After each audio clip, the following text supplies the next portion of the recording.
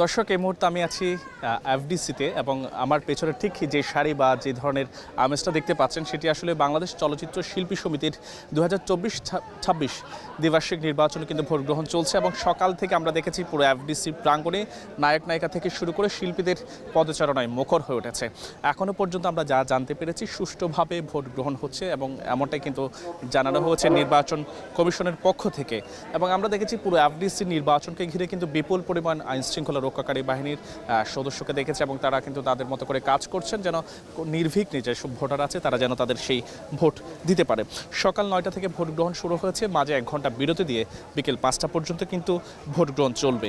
এবারের নির্বাচনে 21টি পদে 6 জন স্বতন্ত্র প্রার্থী সহ 2টি প্যানেল থেকে 48 জন প্রার্থী প্রতিদ্বন্দ্বিতা করছেন। যে 2টি প্যানেল সেটি হলো মির্শা ডিপজল প্যানেল ও মাহমুদ কলি নিপুল প্যানেল।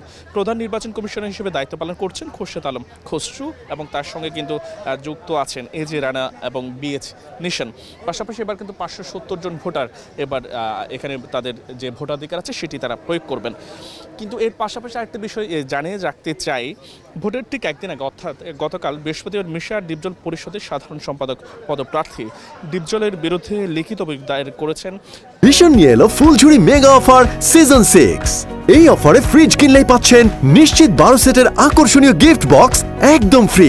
মাহমুদ কলি নিপুণ আক্তার পরিষদের সদস্য পদপ্রার্থী সাদিয়া মির্জা এবং তিনি বলেছেন ভোটারকে টাকা দিয়ে এক ধরনের প্রলোভিত করার চেষ্টা করা হয়েছে এবং সে বিষয়ে কিন্তু আমরা এটিএন বাংলার পক্ষ থেকে যিনি ডিপজল সাধারণ সম্পাদক পদপ্রার্থী আছেন তার সাথে কথা বলেছে। তিনি বলছেন আসলে এই ধরনের সেটি তার বিরুদ্ধে মিথ্যা বানোয়াট ছিল এবং যারা করেছেন সেটি উদ্দেশ্য প্রণোদিতভাবে করেছেন।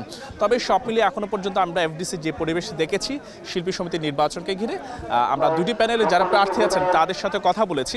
তারা বলছেন এখনও ভোটের পরিবেশ নিয়ে তারা খুবই সন্তুষ্ট আছেন এবং তারা আশা করছেন শেষ পর্যন্ত ভোটের যে অধিকার সেটি প্রত্যেকে প্রয়োগ করবেন এবং বিজয়ী যে প্রার্থী পছন্দের প্রার্থীকে সেটি তারা জয়ী করবেন। এর পাশাপাশি মির্শা ডিপজল পরিষদের যিনি প্রার্থী আছেন তাদের সাথে আমরা কথা বলেছি। তারা বলছেন যেই জিতে আসুক না কেন, যেই হোক, শিল্পীরা সবাই একই পরিবারের এবং তারা বিজয়ী প্রার্থীকে নিয়ে শিল্পীদের যে আশা প্রত্যাশা আছে সেটি তারা পূরণ করবেন।